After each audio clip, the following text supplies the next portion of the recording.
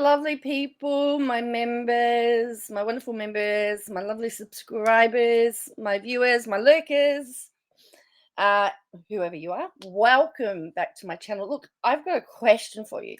I've just been reading The Guardian. I like to read articles. And we've been following Christian Porter and all of this stuff and, the blind trust.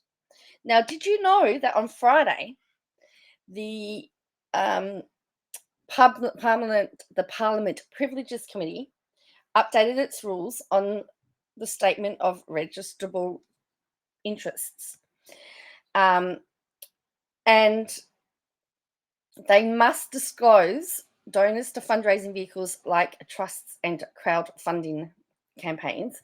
And it now requires the politicians to name them. Now, here's the thing. There is now calls for Porter to have to disclose his trust or resign. Now he's leaving at the election, so he's not contesting the election.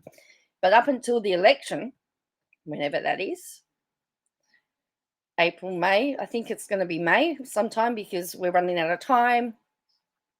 I think it has to be by May, so he's still on the payroll. So Labor is actually calling for Porter to have to resign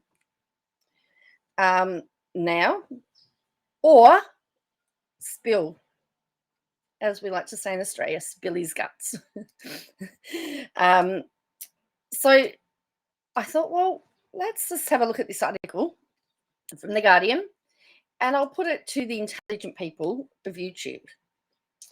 So he stepped down as minister because he wouldn't remember, he wouldn't identify the people in his blind trust. So a rule change requiring federal politicians to list contributors to crowdfunding campaigns and financial trusts have reignited Labor's call for Christian Porter to resign over his blind trust. Porter's dismissed the Labor's latest attack as ridiculous, arguing the changes are not retrospective. The Parliamentary Privileges Committee on Friday updated its rules on its statement of registrable interests that all federal politicians must keep updated.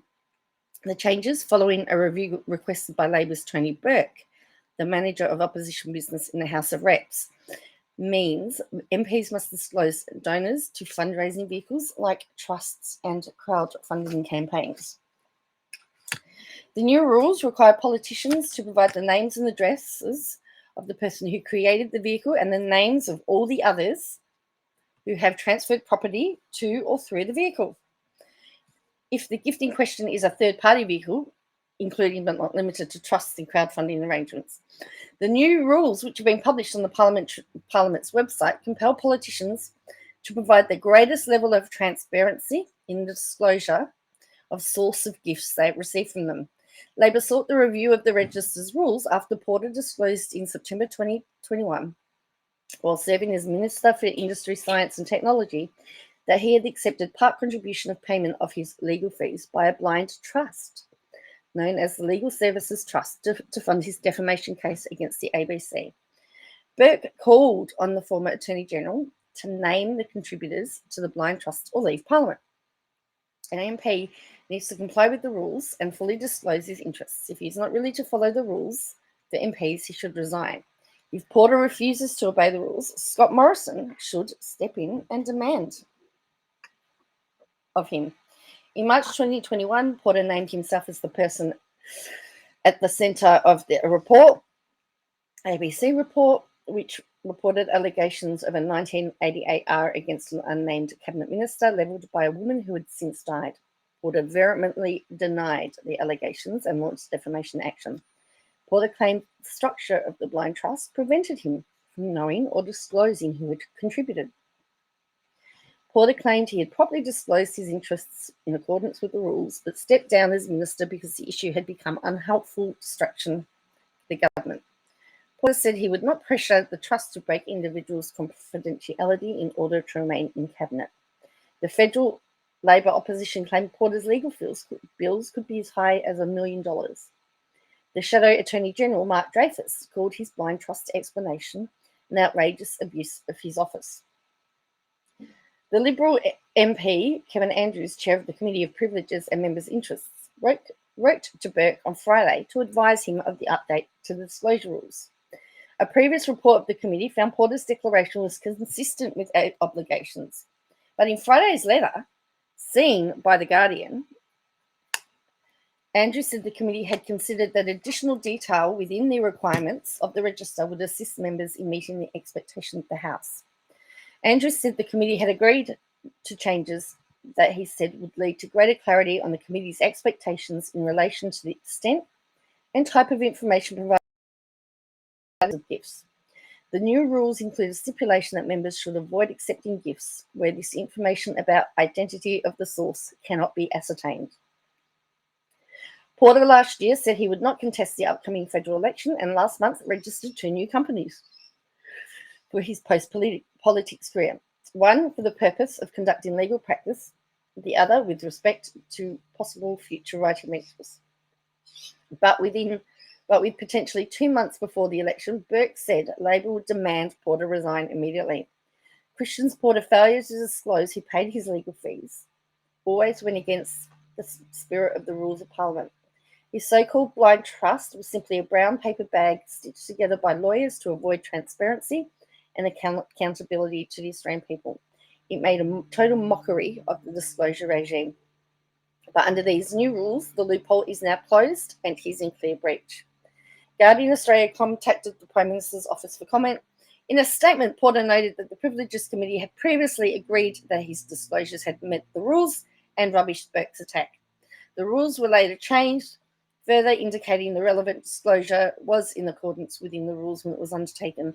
Unless this is the first retrospective disclosure rule in the history of Parliament, the assertion that something was done in any way contrary to the requirements is just ridiculous. So, you tell me, what do you think? Should he have to be made to disclose who they are? Or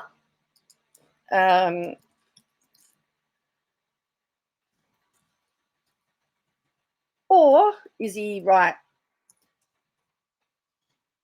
Is he right in saying that they shouldn't be retrospective?